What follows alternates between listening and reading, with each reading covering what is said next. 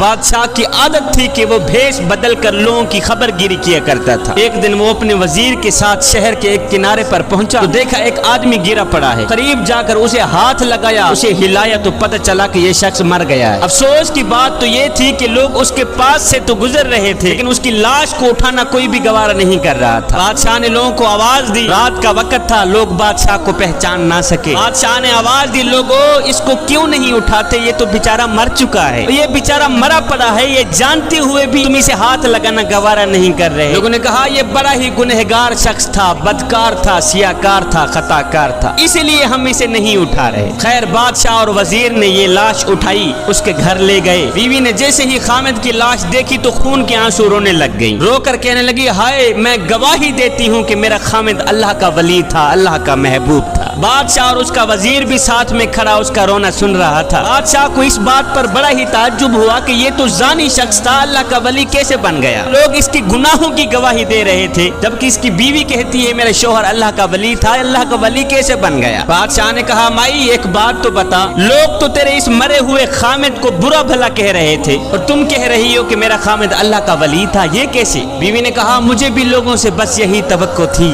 بھائیو، دراصل حقیقت یہ ہے کہ میرا خامد روز شراب خانے جا کر شراب خریدتا اور گھر لا کر گڑھے میں بہا دیتا اور ساتھ میں کہتا چلو کچھ تو گناہوں کا بوجھ مسلمانوں سے ہلکا ہوا۔ پیتا نہیں تھا، وہاں سے شراب لے کر گھر آ کر گڑھے میں بہا دیتا تھا، کہتا جو شراب میں نے خرید کر گڑھے میں ڈالی ہے اگر یہ شراب کوئی اور لے جاتا تو ساری رات گناہوں میں گزارتا۔ اسی طرح میرا شوہر رات کو ایک گندی عورت کے پاس جایا کرتا تھا، اسے ایک رات کی اجرت دے کر کہتا کہ تم اپنا دروازہ بند کر دو، آج کی رات کوئی بھی تیرے دروازے پر نہ آئے۔ صبح گھر آ کر کہتا شکر ہے میرے مالک، آج اس عورت کا اور نوجوان مسلمانوں کے گناہوں کا میں نے کچھ بوجھ تو ہلکا کر ہی دیا ہے۔ اب لوگ میرے شوہر کو ان جگہوں پر آتا جاتا دیکھتے اور برا بھلا کہتے، میں شوہر کو کہتی تو یہ نیکیاں تو کر رہا ہے لیکن جب تم مرے گا تو کوئی بھی تجھے غسل دینے کو آمادہ نہیں ہوگا۔ میرا شوہر مسکرا کے کہتا کہ تم گھبراؤ نہیں، تم اپنی آنکھوں سے دیکھو گی کہ میرا جنازہ وقت کے بادشاہ پڑھیں گے۔ یہ سن کر بادشاہ رو پڑا،